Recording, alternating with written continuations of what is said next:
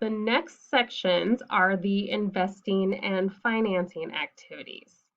So we'll look at the investing activities section first. Again, we look at the changes in related accounts. We explain these changes by using T accounts and reconstruction entries, and we report their cash flow effects. So let's look at that example. We have information about investing activities just by looking in changes related to asset accounts. So we have purchases of assets, changes in depreciation. We need to determine whether we had cash from these assets or whether we maybe took loans out which didn't involve cash. So first, we would look at the comparative balance sheet. So here we have a 40,000 increase in plant assets and a $12,000 increase in accumulated depreciation. So we would want to explain where that came from and determine if it was cash related or not. So we have information in our notes that we purchased plant assets of 60,000 by using a notes payable. So that didn't involve cash, but it does explain why our plant assets increased some. But our plant assets increased by 40,000 and not 60,000. So we need to look further. Then item C says that we sold plant assets costing 20,000 with 12,000 of accumulated depreciation for $2,000 cash, resulting in a loss. Well, if we have a new plant asset of 60,000 and we removed a plant asset that was 20,000, that explains the 40,000 change in the plant asset account. We also have the change in depreciation. So the change in depreciation, we see that we have depreciation expense of 24,000 and we removed depreciation of 12,000. So we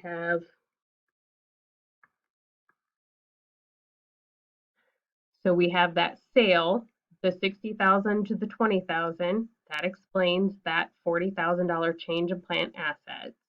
Because that was a non-cash activity, we would just include that as a note. However, we did receive $2,000 in cash from the sale of plant assets. So that needs to go on our statement of cash flow. So when we look at those changes in long-term assets, in part on our investing section is the cash received from the sale of plant assets for $2,000. Now we look at our financing section in very much the same way. So cash flows from financing, we're going to look at the long-term liabilities and our equity accounts.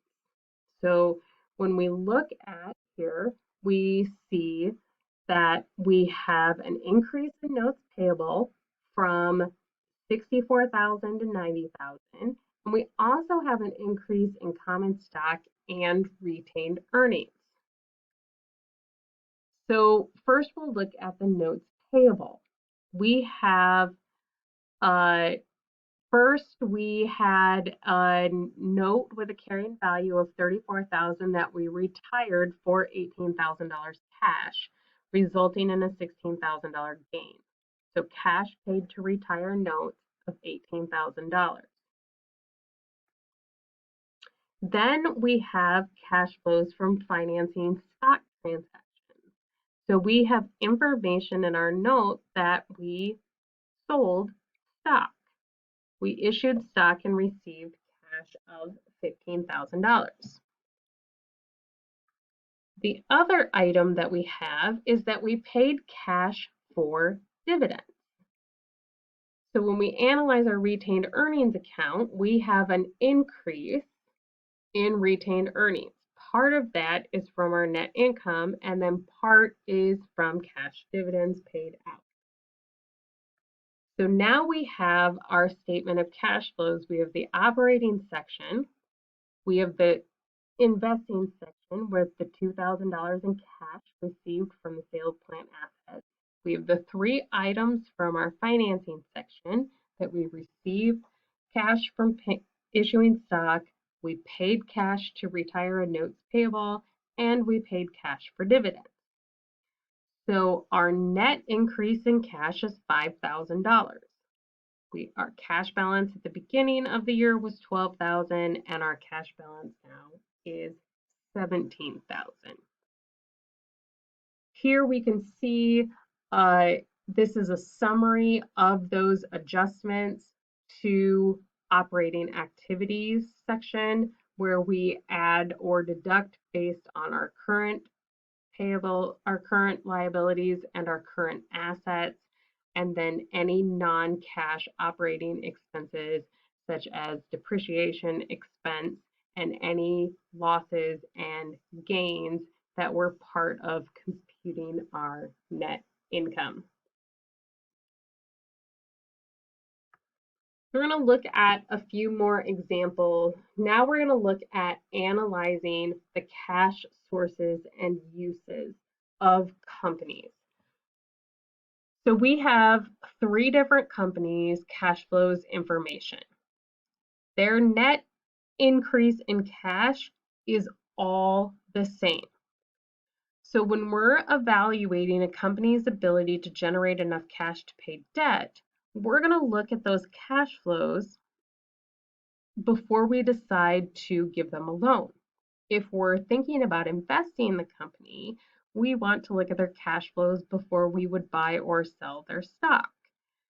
So we can see here that we have very different examples of information that comes to that $15,000 increase or decrease in cash. So we have positive cash provided by operating activities and negative cash provided by activities. We also have whether or not they took out debt or repaid debt and the purchase or sale of plant assets.